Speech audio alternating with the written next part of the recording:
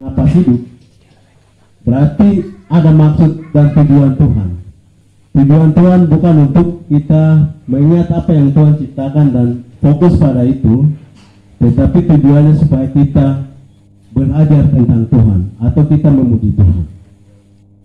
Oleh karena itu, Bapak Ibu yang saya kasih dalam Tuhan kita Yesus Kristus, kita akan membuka firman Allah yang terdapat di dalam surat Efesus pasal yang ke-6 ayat 10 sampai 18. Surat Efesus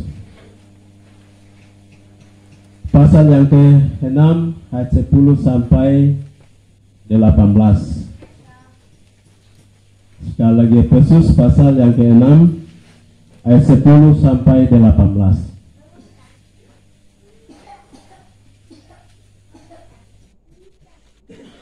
Kita akan baca silih berganti. Saya akan baca ayat yang ke-10, Bapak Ibu baca 11 sampai dengan selesai.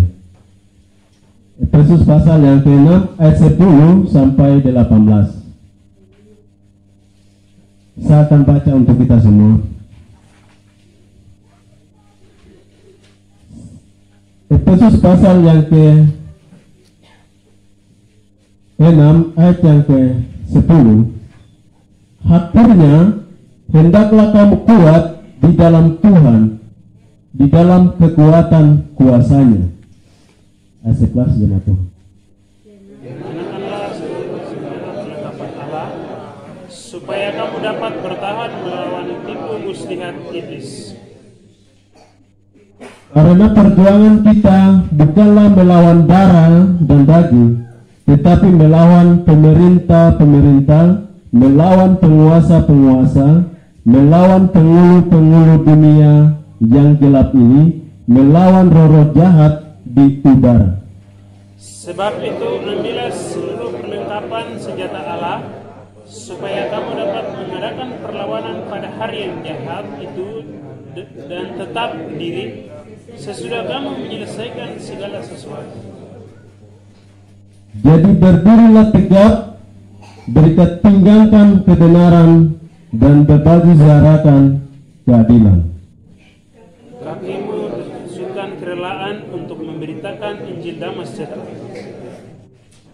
Dalam segala keadaan pergunakanlah perisai iman, sebab dengan perisai itu kamu akan dapat memadamkan semua panah api dari si jahat. Terimalah ketopong keselamatan dan pedang roh, yaitu firman Allah. Dalam segala doa dan permohonan, berdoalah setiap waktu di dalam roh dan berjaga-jagalah di dalam doamu itu dengan permohonan yang tak putus-putusnya untuk segala orang kudus. Demikian jawaban bacaan. Baik saudaraku yang dikasihi oleh Tuhan kita Yesus Kristus, yang menulis surat Efesus ini adalah Paulus. Paulus adalah Rasul Yesus Kristus, dan latar belakang Paulus sebelum dia bertobat, dia orang yang paling jahat, orang yang paling ditakuti di daerah tersebut itu. Tetapi ketika Tuhan mengubah hidup dan dia menulis 13 surat, murid-murid Yesus tulis satu kitab, bahkan 2, 3, dan 5, batas itu saja. Tetapi Rasul Paulus yang menulis 13 surat, dia hebat. Jadi saudaraku yang dikasihi oleh Tuhan kita Yesus Kristus, firman yang kita baca tadi itu adalah pada saat Paulus dia mengamati kehidupan orang-orang di Efesus, itu sangat ada dalam berbahaya. Berbahayanya apa? Ada seorang yang bernama Demetrius, bukan saya, Bapak Ibu. Demetrius itu adalah salah satu orang yang paling pintar, dan dia itu adalah tukang yang membuat Dewi Artemis, dan dia membuat satu perusahaan besar di Efesus itu. Perusahaannya adalah membuat dewa atau kita Dewi Artemis. Dewi Artemis ini adalah dewi yang membuat subur di daerah itu, supaya tanaman dan apapun yang mereka buat itu selalu subur. Dan mereka menganggap dan mereka tahu bahwa ini adalah sumber kehidupan kami di Efesus ini begitu. Sehingga mereka sudah lupa Tuhan. Itu yang terjadi dalam kehidupan orang-orang di Efesus itu. Dan saudaraku yang dikasih oleh Tuhan kita Yesus Kristus, akhirnya Paulus dia menguatkan dengan firman Tuhan yang kita tadi baca. Oleh karena itu, sesuai dengan firman yang kita baca, saya memberi tema untuk kita ketahui sama-sama di hari ini adalah hidup kuat di dalam Tuhan. Hidup kuat di dalam Tuhan. Saudaraku yang dikasih oleh Tuhan kita Yesus Kristus, kenapa kita harus hidup kuat di dalam Tuhan?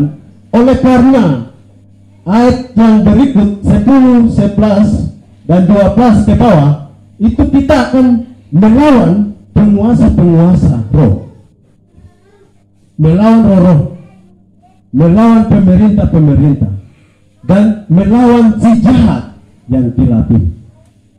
Jadi saudaraku yang dikasih oleh Tuhan kita Yesus Kristus, Paulus mengajak kepada jemaat Efesus waktu itu supaya mereka harus hidup kuat di dalam Tuhan dan hidup kuat di dalam kuasa Tuhan, supaya mereka mengalahkan kuasa iblis waktu itu, mengalahkan ajaran-ajaran pada waktu itu.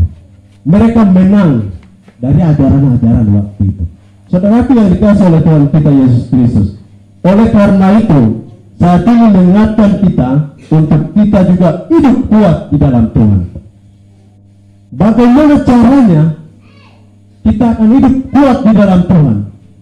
Caranya adalah bukan kita ambil senjata dan pegang senjata supaya kita ditakuti orang dan tidak ganggu kita. Tidak, tetapi kita mengenakan perlengkapan senjata.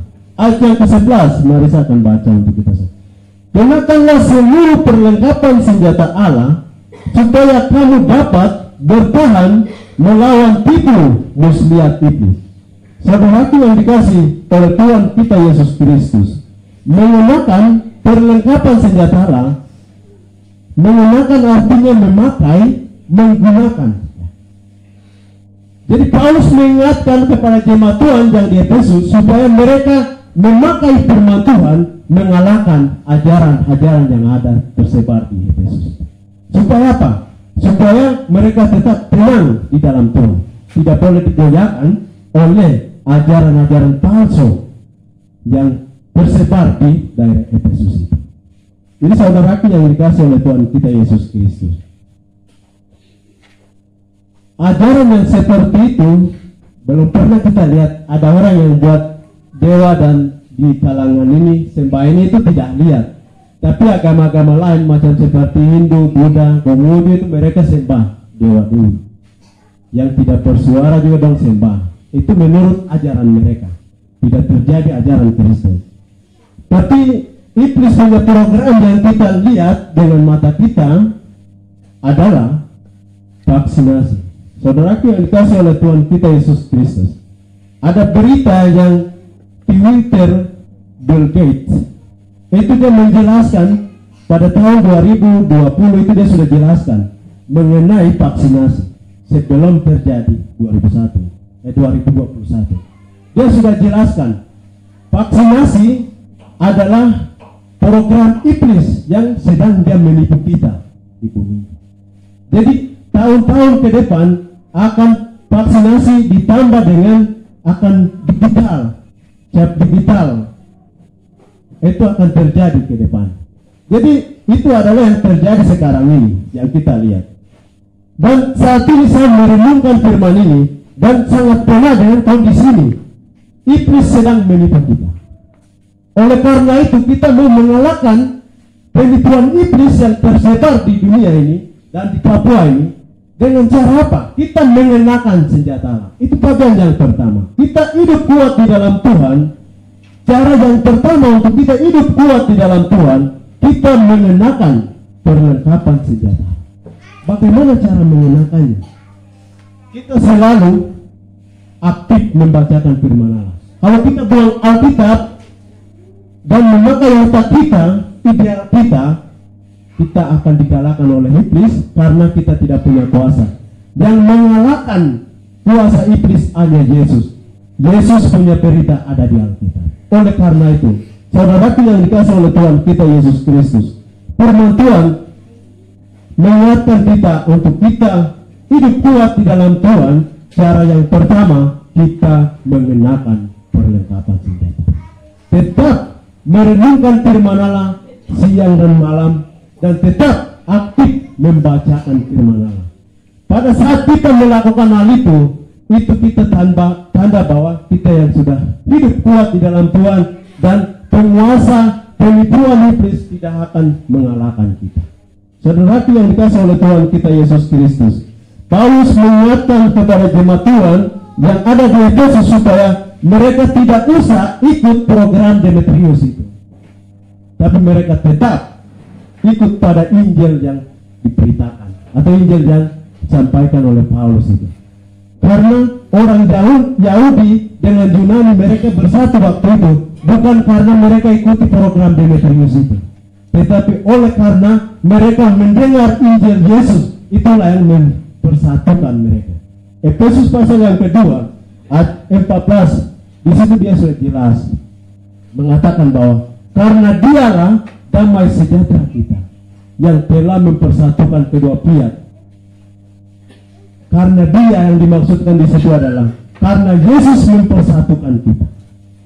Jadi saudaraku yang dikasih oleh Tuhan kita Yesus Kristus, kita harus hidup kuat di dalam Tuhan.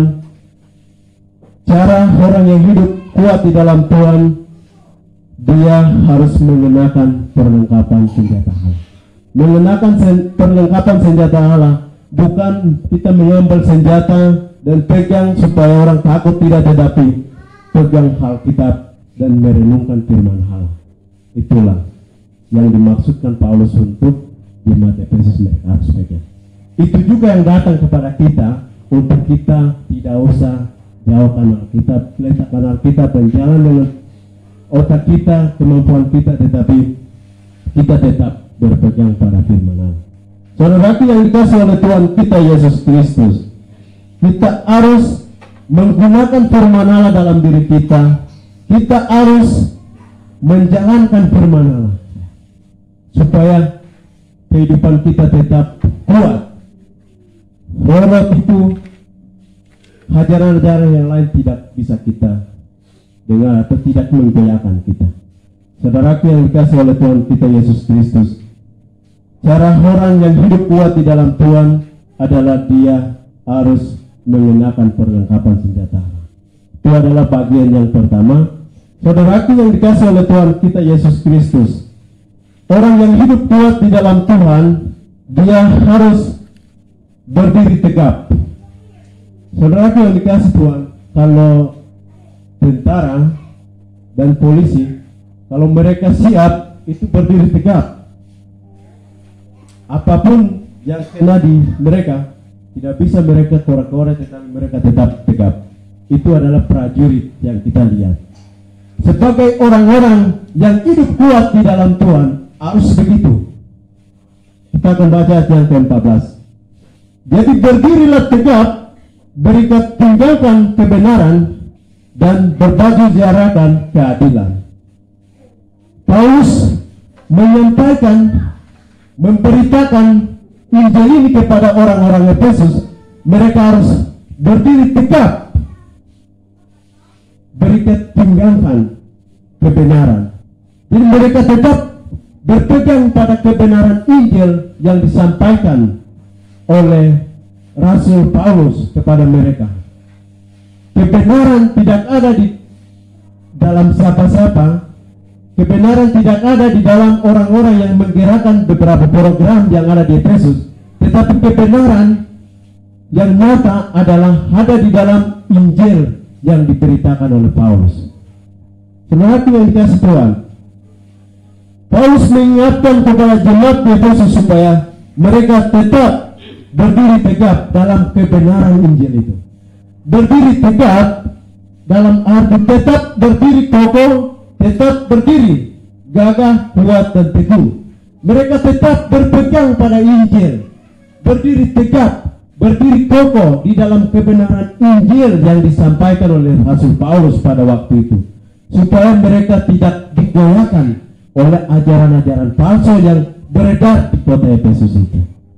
Oleh karena itu, saudaraku yang dikasih Tuhan, demikian juga firman Tuhan datang kepada kita untuk kita juga berpegang pada Injil yang sudah dibawa oleh misionaris kepada kita, supaya kita tidak terjerumus di dalam ajaran-ajaran palsu, tidak terjerumus di dalam program-program penipuan iblis, tapi kita tetap berdiri teguh di dalam kuasa Tuhan, di dalam Tuhan. Saudaraku yang dikasihi oleh Tuhan kita Yesus Kristus, itulah yang disampaikan oleh Paulus kepada jemaat Efesus, supaya mereka tetap berpegang pada Injil Yesus Kristus, supaya dalam kehidupan mereka tidak digoyahkan oleh ajaran-ajaran apapun. Bagian yang terakhir adalah cara orang yang hidup kuat di dalam Tuhan, itu dia tetap berdoa. Saudaraku yang dikasihi oleh Tuhan kita Yesus Kristus, ayat yang ke-18 di situ dia katakan bahwa dalam segala doa dan permohonan berdoalah setiap waktu di dalam roh, dan berjaga-jagalah di dalam doamu itu dengan permohonan yang tak putus-putusnya untuk segala orang kudus. Jadi saudaraku yang dikasihi oleh Tuhan kita Yesus Kristus, orang yang hidup kuat di dalam Tuhan, bagian yang ketiga, dia selalu berdoa.